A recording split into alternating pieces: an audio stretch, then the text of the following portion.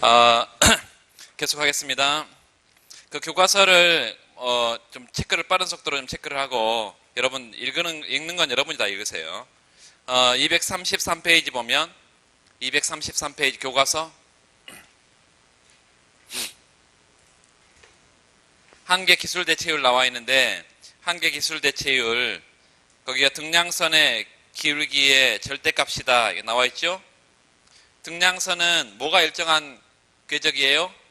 산출량이 일정한 궤적이죠. 그래서 거기 마이너스 델타 L 분의 델타 K 있는데 오른쪽 바 조건부 바 있죠. 바를 쓰고 오른쪽에 Q라고 써놓으세요. 산출량이 일정한 상태에서의 노동 한 단위 추가 투입에 따른 산출량 자본 투입량 감소 노동 투입량을 늘렸을 때 감소시켜야 할 줄여야 할 자본 투입량 이게 등량선의 기울기인 한계 대체율의 정의입니다. 그 뒤에 8.7 가보시면 8.7 MRTS는 MRTS 인구수엠 책은 앞에 M을 쓰지 않는데요. 하여튼 MRTS 이게 더 일반화된 용어니까 MPK분의 MPL 밑줄 긋고 그 뒤에 한계 기술 대체율 체감의 법칙 언제 그렇다고요?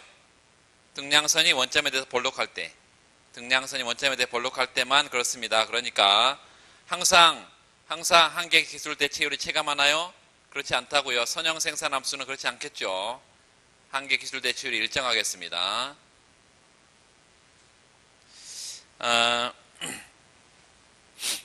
한계 기술 대체율 체감의 법칙이 오른쪽 235페이지 보면 두 번째 단락에 밑줄 그으세요. 또한 이 법칙이 성립한다는 것은 두 생산 요소 사이의 대체 가능성이 완벽하지 않음을 뜻한다.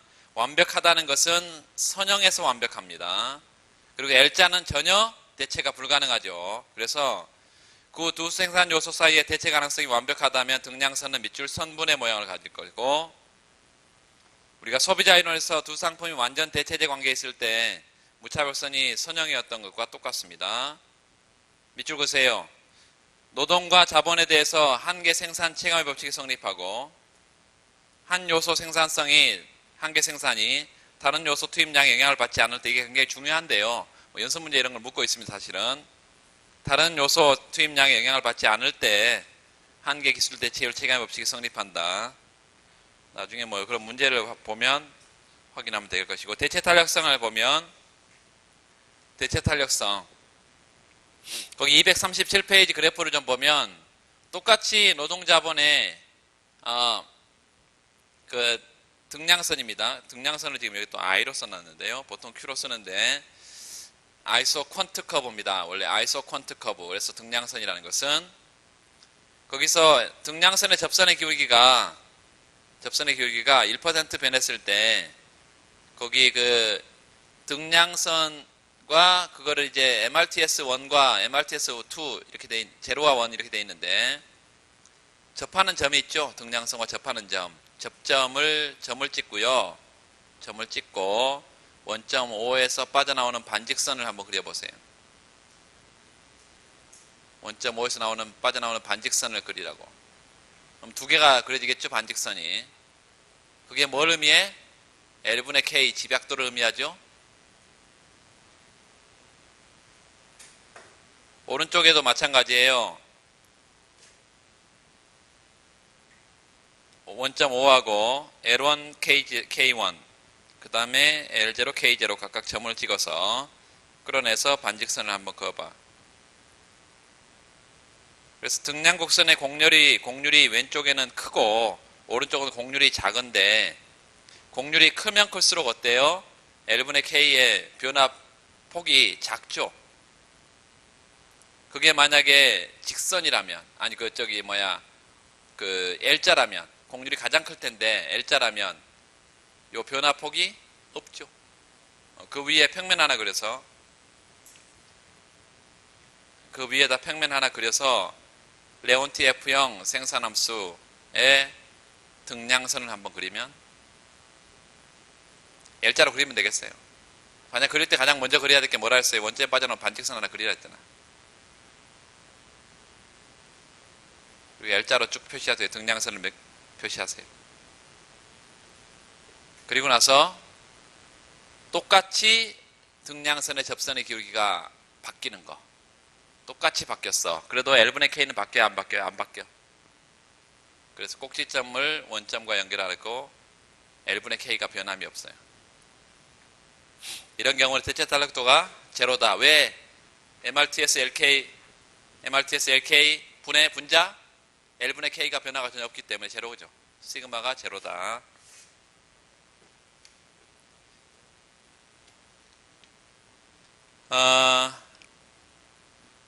규모에 대한 수익 나와 있는데요. 규모에 대한 수익 8.9 식 가보세요. 239페이지.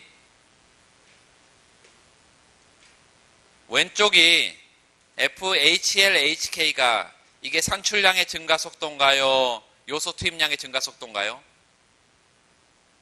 오른쪽에 H 곱하기 FLK는 이게 요소 투입량 증가 속도예요? 산출량 증가 속도예요?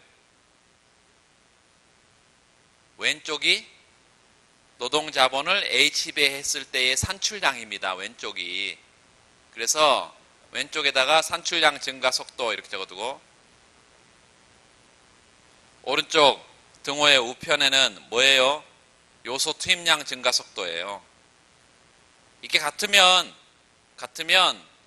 노동 자본을 2배 늘렸더니 산출량도 2배 늘었다. 뭐 이런 얘기죠.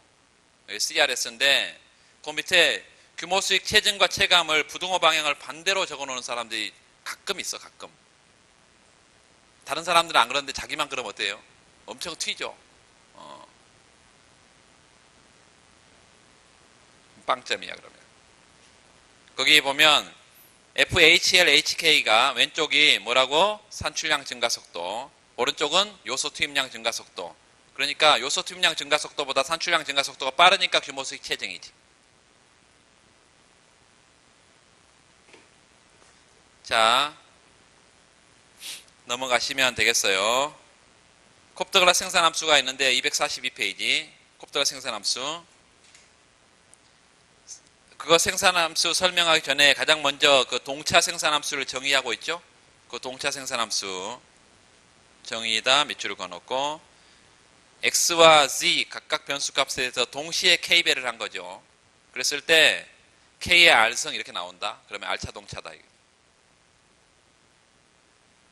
콥터글라 생산함수 우측에 243페이지에 보면 AL의 알파 K 베타니까 이 콥터글라 생산함수인데 알파 플러스 베타차 동차 생산함수고 그 밑줄 그으세요. 그 밑에 만약 두 매개 변수 알파와 베타의 합이 1보다 크면 규모 수익 체증, 그 합이 1이면 1보다 작으면 규모 수익 체감, 1이면 특수한 경우로 1차 동차 생산함수라고 하고 그 1차 동차 생산함수의 특징들 우리가 많이 봤는데 거기는 안 나와 있는데요. 가장 중요한 특징이 뭐라고? 완전 분배 정리. 완전 분배 정리. 식을 한번 써볼까요? 아까 썼던 거 어떻게 써져 있어? 식이 빨리 써요. 모른 척 하지 말고 MPL 곱하기 L 플러스 MPK 곱하기 K 이퀄 Q겠지.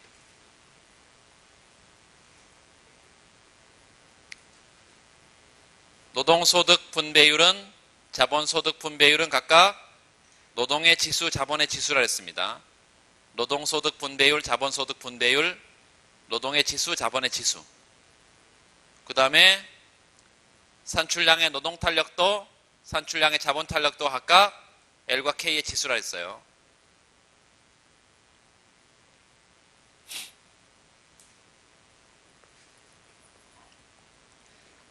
마지막 단락에 생산 무차별 지도가 나와 있는데 눈여겨봐야 할 게 뭐라고 되어 있어요? 원점에서 나온 방사선, 반직선 위에서 등량곡선의 기울기가 항상 똑같다.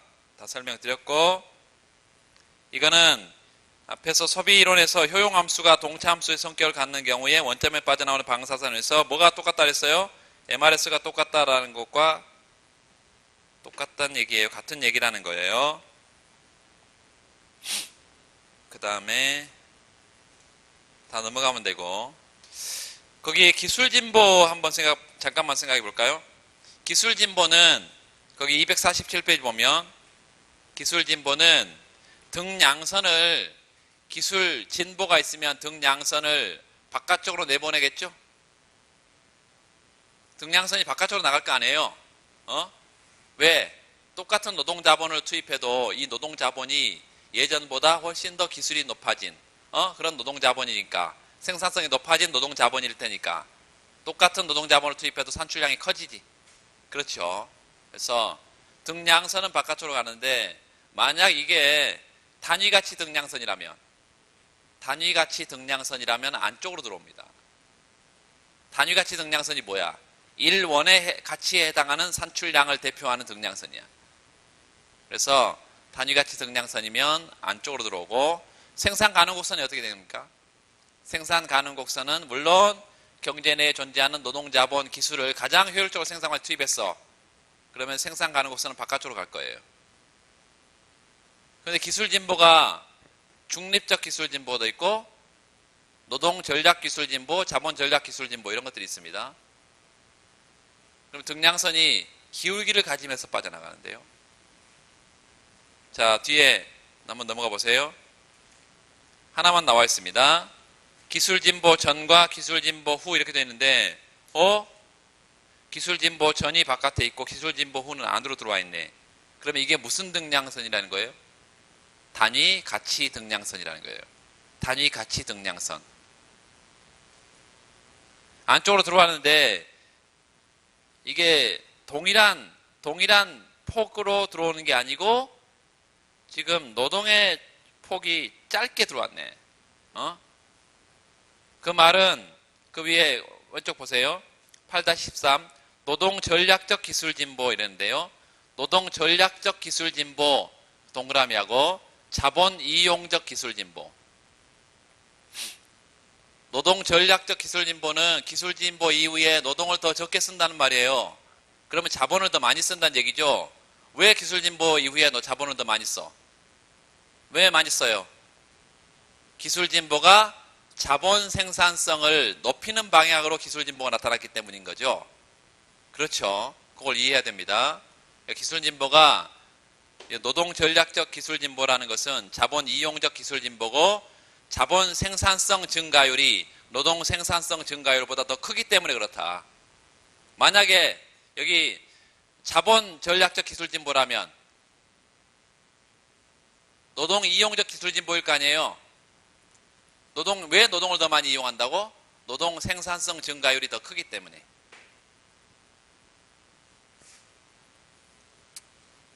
별거 아니니까 넘어가게 됩니다.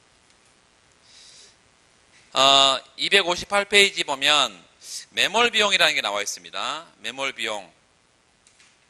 네 번째 줄에 매몰 비용. 일단 지출된 다음에는 어떤 방법으로 다수 해소할 수 없는 비용을 매몰 비용이다. 매몰 비용은 가변 비용 중에 매몰 비용이 있나요? 없어요. 고정 비용 가운데 매몰, 비매몰 이렇게 따지는 것입니다. 그래서 그 매몰 비용과 관련해서 문제를 하나 볼 텐데 실전 200제 181페이지 실전 200제 181페이지 문제 61번 181페이지 문제 61번 어느 가격 수용적 기업의 밑줄 가격 수용적 기업은 경쟁기업입니다. 경쟁기업 시장가격을 그대로 받아들여 가격 설정력이 없다는 거죠. 이거 반대말은 어떤 말일까요? 반대말은 가격 설정력을 갖는 기업 또는 어떻게? 독점 기업 시장 지배력이 있는 기업 하여튼 이 가격 수용적 기업의 단기 비용 곡선은 왜 단기라고 했을까요? 고정 비용이 있는 경우가 단기입니다. 고정 비용이 있는 경우가 단기야. 장기에는 고정 비용이 전혀 없어. 다시 말하면 비용 함수에서 장단기 구분 기준은 뭐라고요? 고정 비용이 있냐 없냐. 다시 말하면 고정 투입 요소가 있냐 없냐. 이게 장단기 구분 기준이다. 시장 조직론에 가면 장단기 구분 기준이 뭐예요?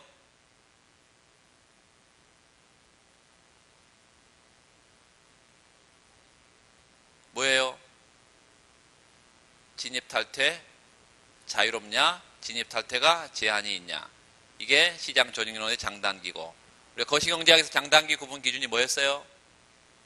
물가가 신축적이냐 경직적이냐, 또 단일 기간만 현재만 고려하냐 미래까지 동시에 다기간으로 고려하냐. 단기 비용 곡선이 다음과 같이 생겼다. 그 CSQ는 그 나와 있는 것처럼 가변 비용이고요. TVC 이렇게 씁시다. TVC Total Variable Cost. 그 다음에 F는 Total Fixed Cost. 그래서 픽스드 고정 비용과 가변 비용으로 총 비용이 구성되어 있고, F가 전부 매몰 비용일 때 몇 줄? 매몰 비용이라는 것은 생산을 중단해도 회수 불가능한 비용이라 했어요. 써봐요. 매몰 비용은 뭐라고? 생산 중단해도 회수 불가능해. 공급함수 구해라. 두 번째, F가 전부 비매몰 비용의 경우. 비매몰 비용이라는 것은 뭐죠? 생산을 중단하면 회수 가능한 비용. 이 앞에 F가 그 말은 매몰, 비매몰은 다 고정 비용에 속한 거라는 거예요. 가변 비용은 매몰 비용이 가변 비용이에요. 말 그대로 매몰이에요, 비매몰이에요, 가변 비용은? 가변 비용은 거기 나와 있잖아요. CSQ. 산출량을 변화시키는 과정에서 나타나는 비용이라고. 그래서 산출량 생산 안 해버리면요, 비용 없어. 그렇죠? 그래서 전부 다 회수 가능하다. 그래서 가변 비용은 전부 다 비매몰 비용입니다. 가변 비용은 전부 다 비매몰 비용이고, 고정 비용 중에 매몰이냐 비매몰이냐 이렇게 나누지, 가변 비용은 전부 다 비매몰이야. 생산 중단하면 다 회수할 수 있어요. 자, 공급 곡선을 그려봐라 이렇게 되어 있는데, 자 봅시다. 첫 번째, 픽스드 코스트가 전부 매몰 비용인 경우,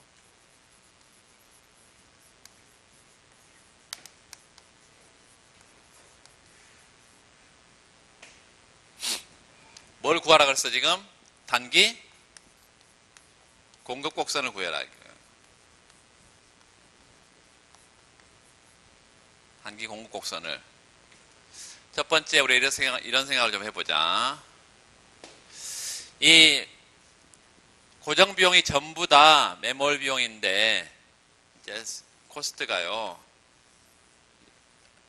산출량에 영향을 받는 요 가변 비용이 있고, 산출량과 전혀 무관한 픽스드 코스트, 고정 비용이라는 게 있는데, 이 고정 비용이 전부 다 매몰 비용이라는 것은 생산을 중단하면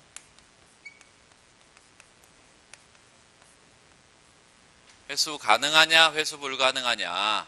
이거 회수할 수가 없어. 그 말은 내가 생산을 계속할 때 드는 비용이라는 게 있는데, 그게 생산자 잉여라는, 그러니까 내가 생산을 계속할 때 누리는 잉여라는 게 있는데요. 그게 생산자 잉여야. 생산자 잉여는 물건을 내가 시장에 갖다 내다 팔았을 때 판매 수입에서 뭘 뺀 거냐면 토탈 베리어블 코스트, 가변 비용을 뺀 것입니다. 가변 비용을 뺀 거야. 고정 비용은 생산을 중단해도 회수 불가능하니까 요 생산자 잉여의 개념에 들어가지 않습니다. 이랬을 때는 우리가 단기 공급 곡선이 어떤 형태로 나타나냐면, 프라이스 퀀터티 평면에 PQ 평면에 AC 곡선이 이렇게 생겼어. AC 평균 비용 곡선. 아까 이렇게 U자형의 평균 비용 곡선이 생겼을 때 요 최하점을 중심으로 평균이 떨어지는 구간에서는 한계는 항상 아래쪽에 있다. 평균이 올라가는 구간에서는 한계는 항상 위에 있다. 이게 일반적인 수학 원리죠. 그래서 요 최하점을 뭐가 통과하겠어요? MC가 통과하고, 또 여기가 이제 이렇게 AVC 곡선을 그려보면 평균 가변 비용 곡선, 평균 가변 비용, 최하점을 각각 통과를 하도록 뭘 그릴 수 있냐면 MC를 그릴 수가 있겠습니다. 이게 MC야. 공급 곡선을 한번 도출해 보겠습니다. 이런 점을 A점이라 하고요. 시장의 가격이 P0인데 이 AC의 최하점의 시장 가격이다. P0의 시장 가격이다. 그러면 시장 가격이 예컨대 P0의 시장 가격이라면 P0 equal MC, P equal MC 조건이 이윤 극대화 조건이죠. 이런 조건이 충족된 상태에서 뭐가 결정이 되겠어? 산출량이 결정되겠지. Q0로. Q0. 그런 경우에는 시장 가격 그리고 시장의 판매량, 이게 판매 수입이 되겠습니다. 이게 TR, Total Revenue, 판매 수입이 되겠어. 두 번째는 우리가 이윤을 판단하기 위해서 TC를 좀 보면 TC는 뭐에다가 뭘 곱하는 거냐면 AC의 개념이요. AC의 개념이 TC를 Q로 나눈 것이기 때문에 TC는 뭐예요? AC에다 Q를 곱한 거죠. AC에다 Q를 곱한 거야. 다시 말하면 산출량 Q0 수준에서 요 높이가 AC네요. 여기다가 뭘 곱한 거야? Q를 곱한 거야. 그러니까 A점에서는 TR하고 TC가 물론 같습니다. 이렇게 같아. 다시 말하면 이때는 P0의 시장 가격에서는 이윤은 제로라는 거예요.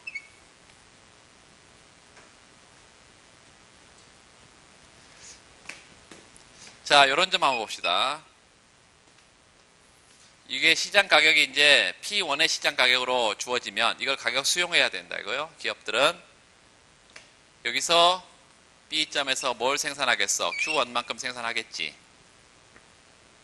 그러면 요게 이제 시장 가격은 P1이고 판매량은 Q1이기 때문에 요게 TR이 되겠습니다.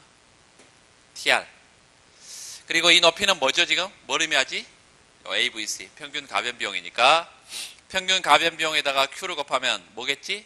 TVC. 총 가변 비용이죠. 그래서 이 P1의 수준에서는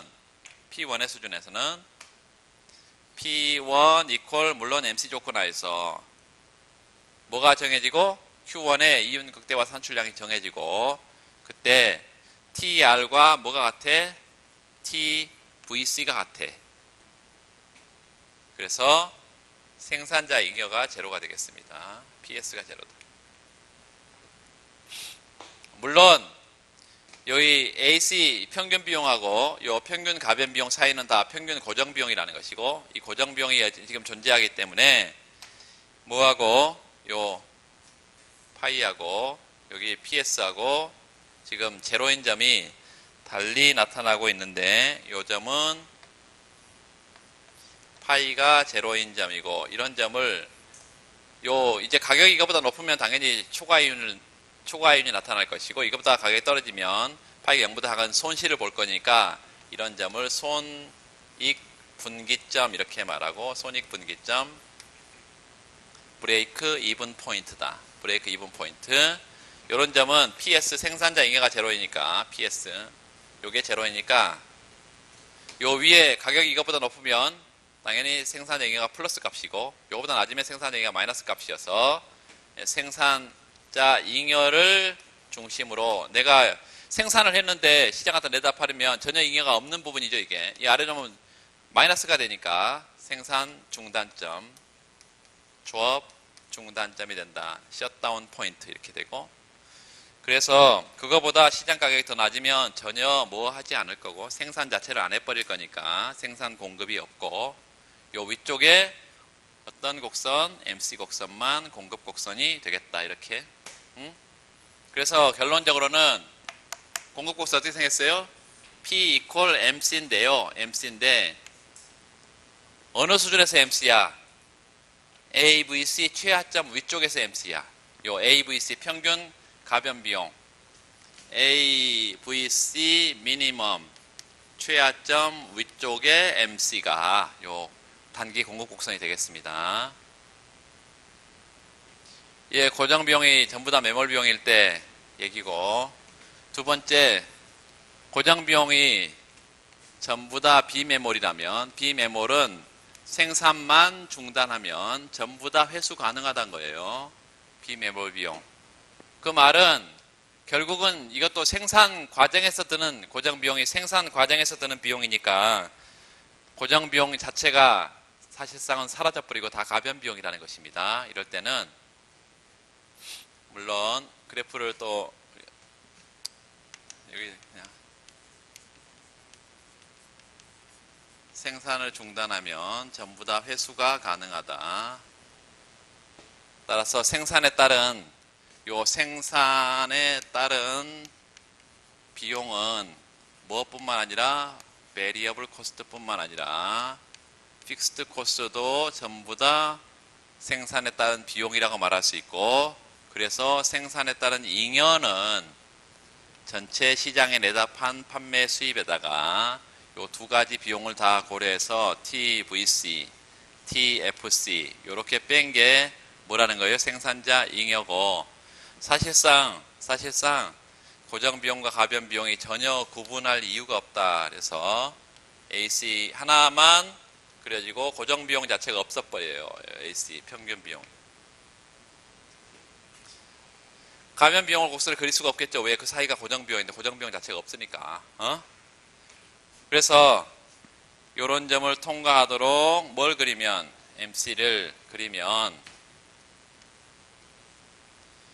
그리고 시장 가격은 똑같이 시장의 가격이 주어지면, 뭘로 주어지면? P0로 가격으로 주어지면 P 이퀄 MC 조건 하에서 Q0만큼 이윤 극대화 산출량을 생산할 건데, 이런 점은 뭐하고 뭐가 같기 때문에 요 PS하고 결국은 파이가 같기 때문에 TR P 곱하기 Q TR TC 이게 같아서 파이도 0이 되고, 요런 점은 파이도 0일 뿐만 아니라 PS도 다 0인 이런 손익분기점과 조업중단점이 일치하는 그런 점이 되고, 여기 위쪽이 지금 AC 위쪽에 MC가 단기 공급 곡선이 된다. 이렇게요. 자, 이런 상황이 그래서 장기에 요 매몰 비용이 없는 다 비매몰 비용이라면 가변 비용과 고정 비용을 전혀 구분할 필요가 없다는 것을 여러분 좀 기억하고, 마지막으로 이제 나중에 뒤에서도 그런 이제 문제가 있는데 여기는 없는데, 이 고정 비용의 일부만 매몰이고 일부는 비매몰이라고 한다면, 일부가 매몰이고 일부가 비매몰이라고 한다면 이 이제 단기 공급 곡선은 어떻게 생겼냐면, 자 보세요. 요 점은 어떤 점이라고 지금? 전부가 비매몰. 전부가 비매몰. 여기는요, 전부가 매몰. 자, 공급의 시작점을 보니까 전부가 매몰일 때는 여기서부터 공급을 하게 되고, 전부가 비매몰이면 여기서부터 공급을 시작해요. 그러니까 매몰 비용의 성격이 고정 비용이 많으면 많을수록, 여기요, 매몰 비용의 성격이 많은 고정 비용을 갖고 있을수록 공급 시작점이 높아요, 낮아요? 낮죠. 낮다. 일부가 비매몰이면 이제 우리가 총 비매몰 비용이라는 것을 생각해 봐야 됩니다. 픽스드 코스트 일부가 비매몰이다. 비매몰.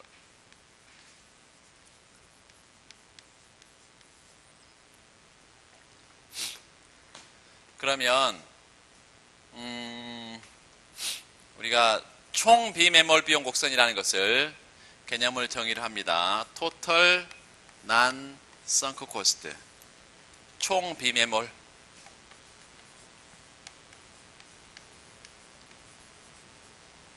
총 비매몰 비용은 고정 비용, 픽스드 코스트 고정 비용 가운데 비매몰 비용하고 그리고 가변 비용 전체가 뭐라고요? 비매몰 비용입니다. 예를 들어서 이런 예를 하나 들어보면 총 비용 토탈 코스트가 24 플러스 뭐 Q 제곱 뭐 이런 식으로 총 비용 곡선이 주어져 있다고 하면 이 중에 예컨대 16만 비메몰이다. 16이 비메몰 비용이다. 그러면 토탈 랑성 코스트는 TNSC는 어떻게 쓸 수 있는 거예요? 비메몰 비용인 요거 16하고 가변 비용인 Q의 제곱하고 요게 총 비메몰 비용이 됩니다. 이 총 비메몰 비용을 가지고 평균 비메몰 비용 곡선이라는 것을 구해. ANSC. 요 ANSC, Average 난성 코스트는 TNSC를 Q로 나눈 거죠. TNSC를 뭘로 나눈 거야? Q로 나눈 거야. 그러면 요 16을 뭘로 나누고 Q로 나누고 그리고 Q의 제곱을 또 Q로 나누고 뭐 이런 식으로 ANSC가 생길 것일 거예요. 이런 식으로 생기면 요거는 선형이고요. 요거는 ANSC에 대해서 얘가 올라가면 산출량이 많아지면 많아질수록 요 ANSC 평균 비메몰 비용은 떨어질 거야. 그래서 요게 직각쌍곡선의 형태고 얘는 뭐예요? 선형이고. 요게 만약에 합해지면 뭐 이런 형태가 됩니다. 요 선형하고요, 요 직각쌍곡선하고 이 두 개가 합해지면 곡선이 이렇게 나와요.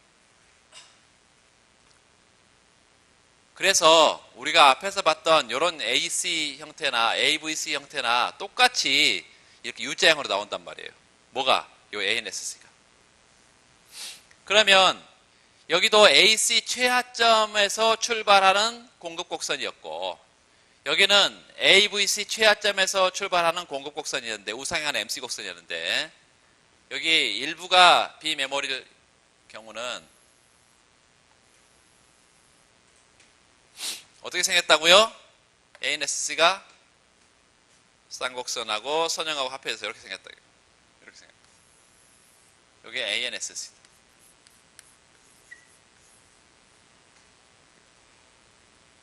그렇다면 요 PQ 평면에 요 ANSC 최하점을 통과하는 뭐 찾으면 된다고요? MC 찾으면 돼.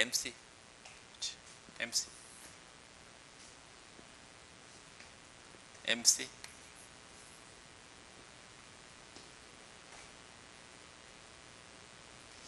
자, 이 아래쪽은 제로. 최하점의 위쪽에 MC만 공급곡선입니다. 구체로 찾을 수가 있는데요. 예를 들어서 요거를 가지고 MC를 바로 구할 수가 있겠죠. MC는 얼마? 요걸 TC를 Q로 미분해 버리면 되니. 얼마예요? Q로 미분하면 Q지. Q. 그래서 MC가 사실은 요렇게 생겼지 않고 일반론은 저렇게 쓰지만 원점에 빠져나오는 반직선이라. 이렇게 생겼어 지금 MC가. MC equal Q야.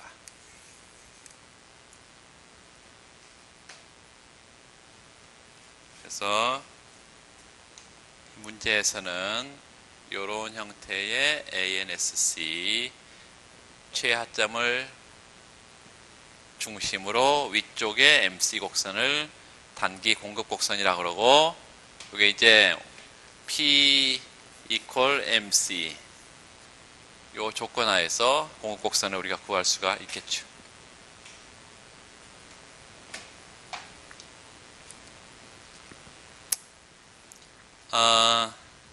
나중에 얘가 나오면 그 문제를 한번 구체적으로 저기 뒤쪽 가면 나옵니다. 그 경쟁시장 가면 나오니까 그때 가서 문제를 좀 더 보기로 하고 그 뒤에 해설을 잠깐 보세요.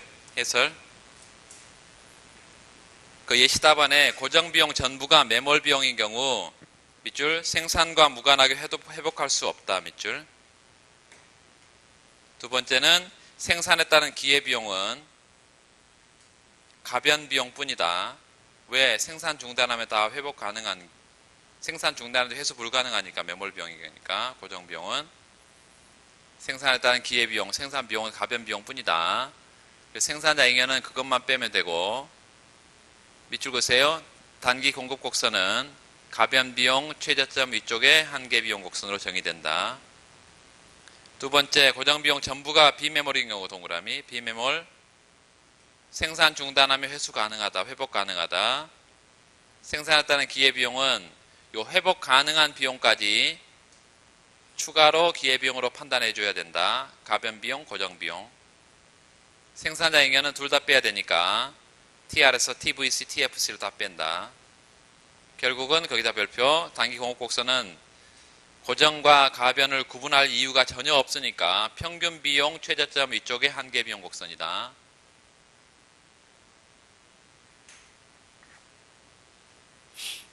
그렇게만 하고, 그 다음에 비용 함수에서 비용 국소화 조건은 다 봤는데 260페이지 교과서 260페이지 교과서입니다. 이중훈 선생님 책.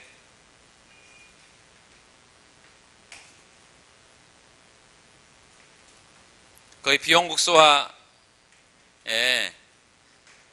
뭐 등비용선, 등량선 뭐 다 알 것이고, 262페이지 가보면 그림 9-2에 비용 국소화의 첫 번째 경로 별표하고 오른쪽에 비용 국소화의 두 번째 경로 별표하고 각각 위에다가 minimize, maximize 써놔.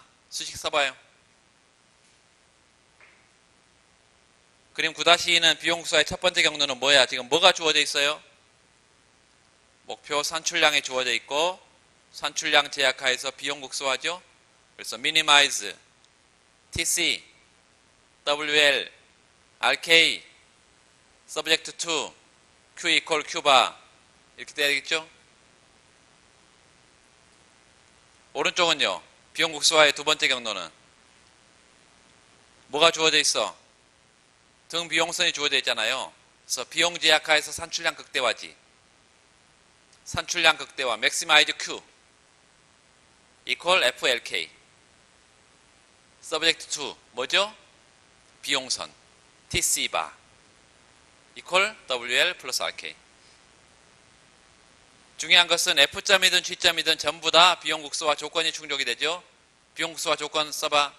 MRTS LK equal R분의 W. MRTS LK equal R분의 W. 생산함수가 어떤 성질을 가져야 이게 비용 국소화의 필요 충분 조건이라고?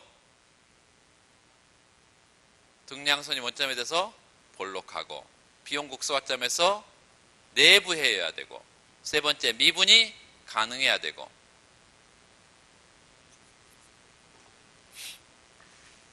왜 이걸 강조하냐면 그 K 햇, L 햇 혹은 K 스타, L 스타 뭐 어떻게 해도 상관없는데요.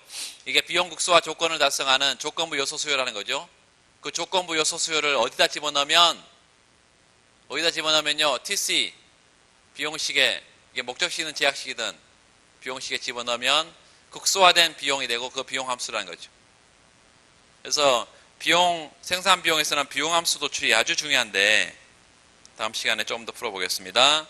거기 264페이지 가보면 264페이지 9.2 밑줄 긋고 MRTS는 뭐라고? 등량선의 접선의 기울기고 V분의 W는 등 비용선의 접선의 기울기니까 이게 맞아떨어진 상태에서 비용 국소가 달성되고 거기 9.4에다가 박스를 치고 조건에 의미가 나와 있어요.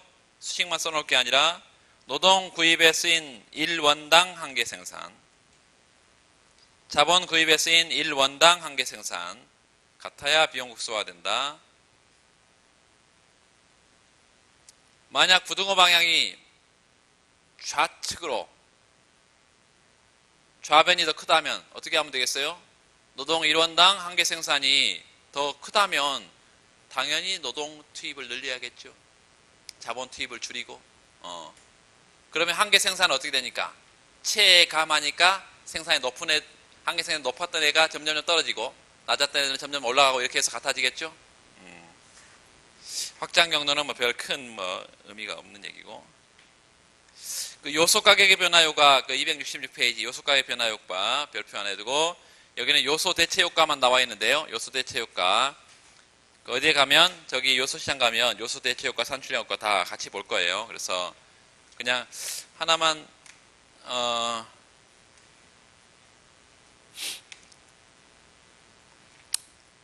266페이지 거기 잠깐 보세요. 요소 가격 변화 효과에서 세 번째 줄에 소비자 이론에서는 한 상품 가격을 계속 변화시킬 때 소비자 선택점을 모아서 가격 변화 시 나타난 소비 선택점의 궤적 뭐예요? 이게 PCC죠. 가격 소비 곡선을 만들고 가격 소비 곡선이 가격 변화에 따른 소비량의 변화를 포함하고 있으면 정보를 포함하고 있기 때문에 수요곡선을 바로 도출할 수 있다 이 말이에요. 그런데 여기 요소 시장에서는 한 생산 요소 가격을 변화시킴으로써 요소에 대한 수요곡선을 도출하는 방법을 쓸 수 없다. 왜 그래? 왜 그래요? 그렇게 도출하면 되지. 상대 임금이 점점 떨어지면 노동 많이 쓰고 노동 많이 쓰고 자본을 적게 쓰는 이런 상태의 요소 수요가 정해지잖아요. 그럼 그렇게 도출하면 되지. 왜 그렇게 못한다고? 요소 가격이 변하면 요소 대체 효과뿐만 아니라 산출량 효과가 나타나기 때문에 그렇다. 산출량 효과가 나타나니까. 그래서 요소 가격 변화 효과는 크게 두 가지가 있죠. 하나는 요소 대체 효과하고 또 하나는 산출량 효과가 두 가지가 있는 건데 거기 그래프 잠깐 보세요. 그래프에 별표하고 V분의 W 제로에서 V분의 W 1으로 바뀌었다는 것은 뭐예요? 상대 임금이 떨어졌다는 거죠. 그랬을 때 더 저렴해지면 뭘 쓴 거야? 그 위에다 얘 쓰고 V분의 W 화살표 아래로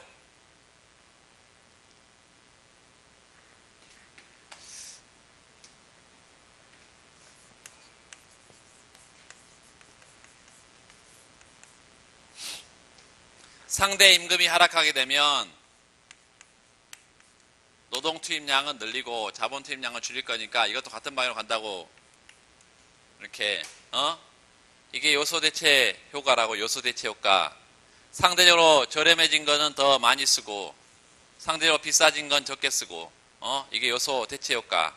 그런데 요소 가격에 변했을 때 요소 가격 변화의 효과는 이 효과만 있는 게 아니라 이 요소 상대 가격이 변하면 기본적으로 뭐가 변해버려? 기업의 비용 구조가 바뀌어버려요. 기업은 노동 자본을 통해서 물건을 만드는데 노동의 가격, 자본의 가격이 바뀌면 기업의 비용 구조가 바뀌어버린다고. 그러면 비용 구조가 바뀌면 기업의 이윤 극대화 산출량도 바뀌어요. 이윤 극대화 산출량이 바뀌면 노동 자본의 수요가 또 달라져. 그래서 요거에 대한 수요 대체뿐만 아니라 산출량의 변화에 따른 노동 자본의 수요도 바뀌기 때문에 산출량 효과를 반드시 고려해야 정확한 요소 수요를 찾을 수 있다 이거예요. 이 요소 가격 변화 효과하고 산출량 변화 효과는 지금 거기는 LK 평면에 썼는데요. 여기 V분의 W하고 여기 L분의 K 이렇게 쓰면 어떤 관계 있다고? 정의 비례 관계 있습니다. 여기 평면 하나 그래서 정의 비례 관계를 표시해놔. V분의 W가 높은 상태에서 낮게 떨어지면 L분의 K도 이렇게 요게 떨어지면 요것도 떨어집니다. 이게 요소 대체 효과다. 요소 대체 효과.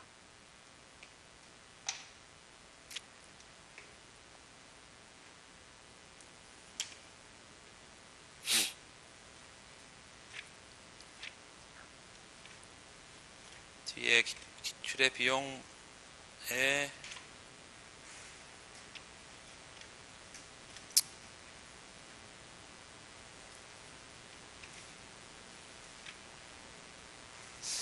다음 시간에는 그 이윤 극대화 그 다음에 그 경쟁시장, 독점시장, 경쟁시장 별로 볼 거 많지 않기 때문에 물론 문제 몇 문제 보고 가겠지만 독점이 굉장히 문제가 많고 굉장히 기출도 많고 이렇게 하기 때문에 독점 시장에서 문제를 좀 많이 좀 다뤄볼 거고요. 그래서 월요일 독점까지 이렇게 볼 거니까요. 주말에 예습을 좀 많이 좀 해주시고 문제를 좀 불러드릴까요?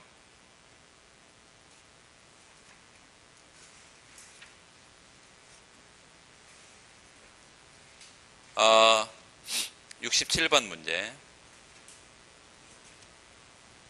68번.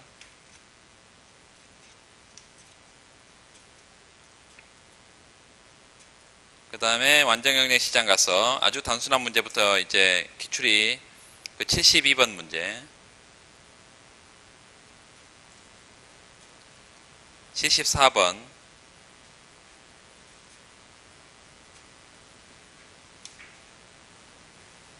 77번.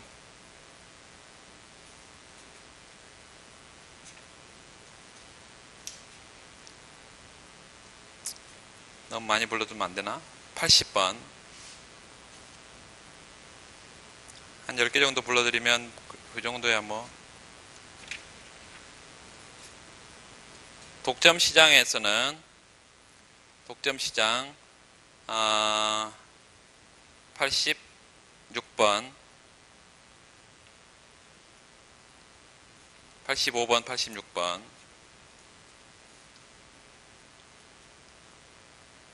그 다음에 90번, 91번. 그 뒤로도 많이 있지만 그 정도까지만. 네. 한 10문제 되죠?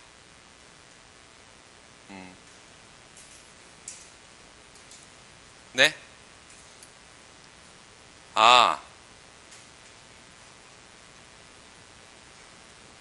시험을 봐도 화요일날 보겠습니다. 화요일날? 월요일날 시험 보고 싶어요? 뭐 어차피 시험 보는 건 일주일에 2번 보는 거니까 화요일날 보겠습니다. 화요일날 보고 마지막 날 또 보고. 오늘 여기까지 하겠습니다. 수고하셨습니다.